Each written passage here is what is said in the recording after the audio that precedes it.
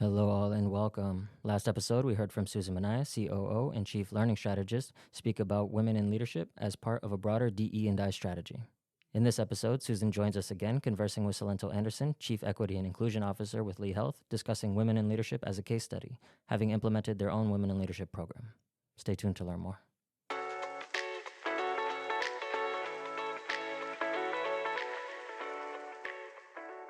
Well, welcome, Selynto. Thank you so much for joining me today. Thanks for having me, Susan. Happy to be here. Well, great. So I'm super excited for someone who's been actually working with this program for some time and implemented it. So I think we're going to get some good sage advice from you or just Absolutely. some experiential guidance for others to consider. And I Yeah. think that's what I'd like to talk to you about today, your journey on the Women Sounds in good. Leadership program. So I think the first question we wanted to talk about was, last time when I did my last podcast episode, we talked about implementing DE&I curriculum, if you will, Right. without really having a DE&I strategy. It's Right. sort of like what comes first, the chicken or the egg Right. kind of thing. So Right. what was the case for your organization and what were the pros and cons of that approach, do you think? For us, and a lot of this work actually took place before I came into the organization. I've been in this role for approximately a little over 6 months now.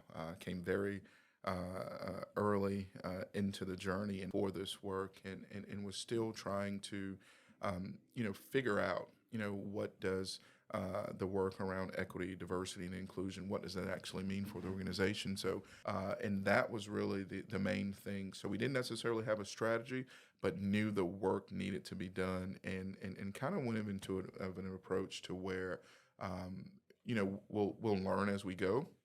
We'll figure some of these things out. And one of the things now for me is, as we look to develop a strategy around this work, is the women in leadership program being so successful, and how do we incorporate certain things just like that throughout the system? From a more broader leadership Absolutely. perspective of what you're Absolutely. saying. Well, okay, so how do you feel about it? So you're working on your hmm strategy, I think hmm now, and what do you find challenging? Is that kind of where does it plug in, or do you think it's pretty obvious, or was it? I think it just depends, honestly. I am always a proponent of education, and that's for our team members. I think things change, particularly in healthcare, so often. And so I think for us, again, we're looking to just enhance the overall experience for our team members. And the Women in Leadership program was a way that we decided to go about doing that. And so we are still learning as we go. I know the women who have gone through that program, I think this is the second cohort now, the Yes. women who have gone through that program have nothing but great things to say about it. And we, as leaders within the organization, are super happy and proud to be able to offer those things for them, because it's not necessarily about what you do during your day-to-day roles, but how do you develop that camaraderie amongst your coworkers and folks that you may not work directly with day to day. So when you have complexities within your department, within your role, you've got other women you can lean on, Yes. whether that be from a mentorship type relationship, an allyship type relationship, or just a friend in general. And that's important to us. We want our team members to be engaged. We want to retain all of our team members, and an avenue such as this allows us to do that. No, that's great. So that's definitely a pro. Absolutely. Okay. Absolutely.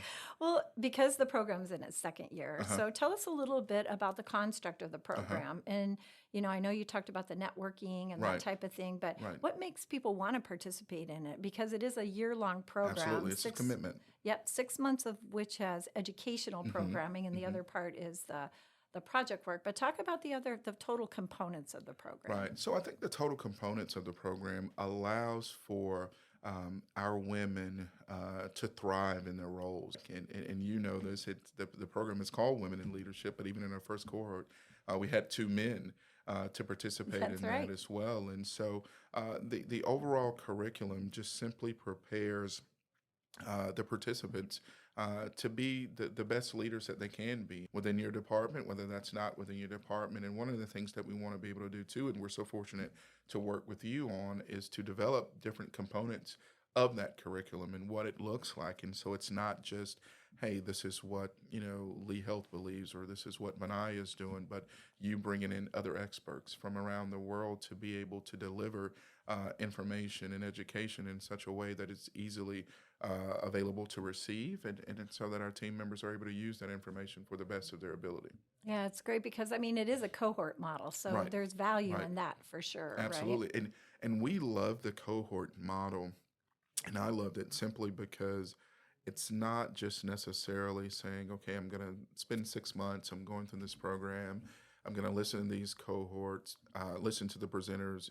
No, it's what are opportunities within the organization that you can apply this type of lens to improve our efficiencies or relationships or our branding, so to say. So it's almost like you do have a final project, so to say. Yes, there is. And I know the participants love that. And as leaders, we were able to go and see the first graduation, and we had some really good ideas that we were able to listen to and entertain. And again, how do we just enhance the overall aspect of Lee Health? Yes, I think the project piece is really a critical component of it Yes. because you really where the rubber meets the road, if you will. Mhm. And I know it was so funny because in cohort 2, like the first cohort, you're sort of building the plane Yeah, while you're yeah. flying it, right? And the second cohort is like, so they really at orientation they like gathered afterwards and had right. lunch and they were like, okay, let's get together. They were Right. so focused on the project work, That and is getting awesome. ahead of the curve to That be is able awesome. to do it. And then there's also this coaching component, some of which is individual and assessments, for the kind of the development planning. Right. Because I don't know, how do you feel? Do you want all your leaders being exactly the same? No, not at all. Because we're all from different backgrounds and have different dynamics, and we bring a different piece of the puzzle to work every single day. And so the coaching aspect is huge. And so that aspect, again, allows those leaders to be able to not only work with the team members that are within their departments, but again, helps you to understand relationships. So, how do you work with departments within other groups that you may not necessarily understand, why it takes such a delay in you receiving this item or that item, or, why won't this department just do that, do this or do that? This program, again, gives you the skills and equipment and tools to be able to understand things from more of a systems thinking approach and how it impacts the overall system. And I think that's where a lot of the value in the program comes from. And it allows for, again, just that comfortability in a sense for women to be able to do what they do best. Yeah, definitely so. And I think that was actually a comment I heard from some going, wow, I didn't really realize how much I impact so many, Absolutely. interact with so many different areas and Absolutely. departments. And it does kind of make you lift your head up and go, right, wow. right, That's absolutely. Now important. I understand why it takes a while for this process to be finalized, or who else is it impacting other than just ourselves. Yeah, definitely so. And I think the group coaching, that I think with the cohort model, it helps create this notion of psychological safety, right? Right, So right. and it's been kind of interesting to observe the journey Yeah. of people as they go through that, kind of starting out of the gate, maybe a little more reserved, Yeah. but then as they interact with each other, They open up even more, and to your point with the psychological safety, um, we offer these types of programs simply because we understand, again, the constraints that all of our employees are under when it comes to working in healthcare. Lots of times, um, 8, 9 times out of 10, you're probably dealing with a situation where patients are coming in and it's not the best day of their lives. yes. They're here because they're sick. They don't feel well, and we want to make them better. And so all employees, carry that burden on their shoulders. And how great is it to be able to have a cohort to where you can share your struggles with someone. You can get, different and innovative type ideas from others as well. And so, as you mentioned, coming into this program, those things may not be as magnified as when the program goes on. So participants are able to talk to others and share those ideas. Yeah, and definitely carry that with them. Absolutely.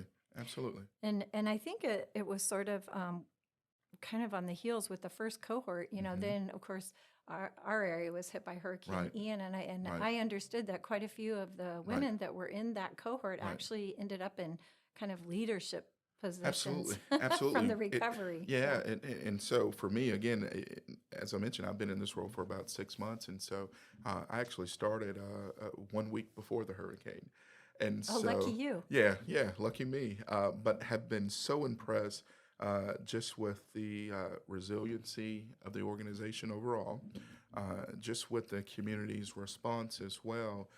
And to your point, um, I have seen women who've been in this program, also from the men, the two men who've been in this program, who have stepped up and responded so well, and are still doing those things today because they have the added courage to be able to now do those things, and so that was something that was very good for our system as well, and even allowing others, many of the women who are in the second cohort now, to be able to see, wow, I'm able to step up and do things in this leadership capacity, to really step up in those leadership capacities. Yeah, that's great. Thank you. So, as we talked about, given that there wasn't a formal DE&I strategy, Hmm. how did the organization get the buy-in from executive leaders to fund such a program? Right. It's an investment, Yeah, right? it definitely is. And again, I'll kind of take it back to the overall enhancing the experience of our team members, engaging those team members and acting on that information. It's one thing to ask team members, what do you want? How can we improve? But it's another thing to respond to those types of things. And so I think the organization saw that as a way to really understand what our team members wanted, and as a way also to really identify a program that would really be successful, identify a program that would also kind of shed light on other opportunities within the system that could really be beneficial as well. And so I think, just to sum that up, our chief officers and senior leaders were super supportive of this program and really wanted to enhance that experience and get the engagement from those team members, because we want our team members to live our mission. We want them to see the vision. And as we always say, we want them to be exceptional in every capacity or within their roles within the system. Yeah, that's great. And I think too, it's in healthcare, obviously, Hmm. like with the talent, right? Hmm. It's very competitive, right, for Absolutely. talent, So you're essentially building your own You pipeline are. of You leaders are. within the organization. Hmm. I know as your CHRO Hmm. often will say, it's not a guarantee of promotion, but Right. it's like getting people at the ready for the work You do. ahead You in their do. career. Absolutely. And so programs such as this as well, it gives individuals the information, so to say, that they know, hey, my organization invests in me. My Exactly. organization believes in me. And that says a lot as it goes to retaining employees and getting the value for the employees as well. So you're absolutely right. Okay, so let's kind of move on here and Yeah. talk about, how do you generate that excitement? So what do we do to get people in the door into the program? What are you doing organizationally to Great make that question. appealing? I think one of the biggest things that we've done, and this was from the first program, and I was so fortunate to be a part of, as I mentioned, the graduation of the women in leadership from the very first cohort. That was so well attended. They were able to present on their project, and even during that particular graduation, I remember we had potential candidates sitting in the back of that room Yeah. who were able to see what the end product looked like. And so, word of mouth, I think, is the best. And then, as a system, we highlight those types of things. We highlight our employees here know that they are valued, and we want their input. We want our employees to be able to learn and to grow. That's one of our main things that we focus on here as well. And so, I think that's how we do it more so than anything. I'm a firm believer in the personal testimonies of those individuals who've already been in the program.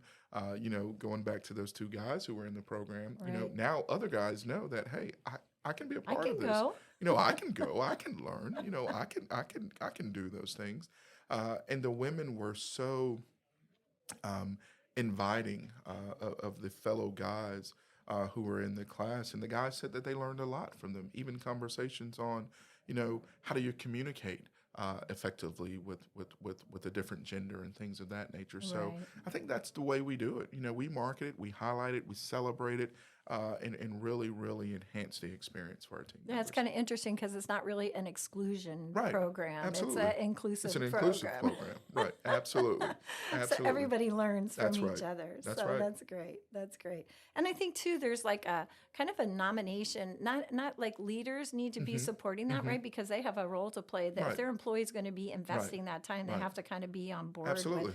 being able Absolutely. to allow them that Absolutely, time because luxury. that's dedicated time, 6 months away, Yeah. and our leaders have really done a fantastic job of that, of allotting that time for the individuals to be a part of the cohort. Yeah, I think, and their personal statements as well about Absolutely. why they want to be in the program, and I think that's really important, because it Yeah. is a commitment, and it's sort of like a kind of a marriage for a year, or whatever. Absolutely. That's probably not the right term, but Absolutely. yeah. Absolutely. So, what kind of results are you seeing at the individual and organizational levels of the program? How are you measuring the impact? What are the things you got your eye on? Right. So right now, I think that we're early in the program, and so we're still gathering that data.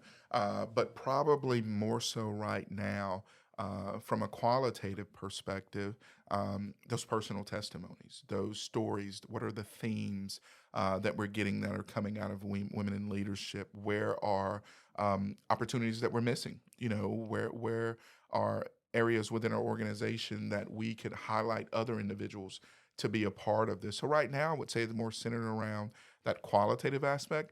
I think in more years to come, we'll be able to look and see, okay, of individuals who are particularly in those programs, what did the trajectory of their career look like? And so, some individuals who are in the leadership program, hey, I just want to develop leadership skills. Some folks who are in the program, hey, I want to develop skills to get me to the next level, Right. and seeing what those things mean. And so right now we're gathering all of that data.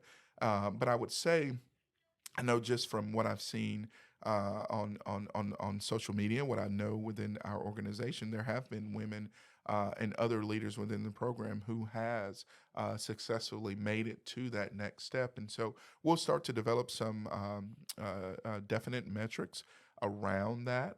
And right now, I'd just say, just for the overall system from a subjective perspective, I would say it's more about the engagement and developing insight on what the themes of that experience is. Yeah, definitely so. Hmm. And I do think there's always that opportunity because I'm kind of a data geek. Yeah, I yeah, always like to absolutely. measure effectiveness, but Absolutely. I think, but it takes time, It and does. that's where It the does. organization has to have patience with that, Absolutely. because one measurement, sure, is promotion, but to your point, not Right. everybody wants to get Absolutely. promoted. They just want to be Absolutely. more effective. So Absolutely. how do you say, wow, performance reviews? What Right. was I before versus where am I now after going Absolutely. through a program? How do I show up? What do my Absolutely. employee engagement scores look like as a Absolutely. leader? And those are the things that we're looking to see. Okay, how does a program such as this correlate with those types of things? Exactly. Hmm. So those are fun Yeah. opportunities, Yeah. So from a continuous improvement perspective, Hmm. have to do that. What do you Right. see as the next evolution of the Women in Leadership program? Wow. I would love to see this type of program available for various um, leaders and Uh-huh. non-leaders across the organization. I think it's important for organizations such as ours to be able to give our team members the tools and equipment that they need to better be more effective with their patients.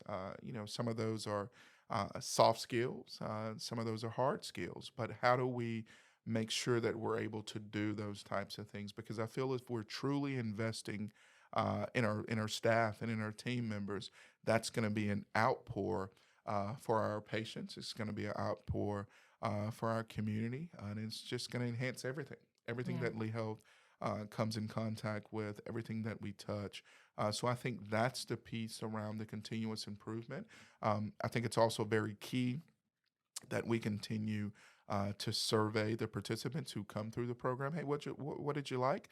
And then also tell me what you didn't like. Like, what Exactly. wasn't effective for you? If you had to do this over again, what are some things that you would do differently? What would you change?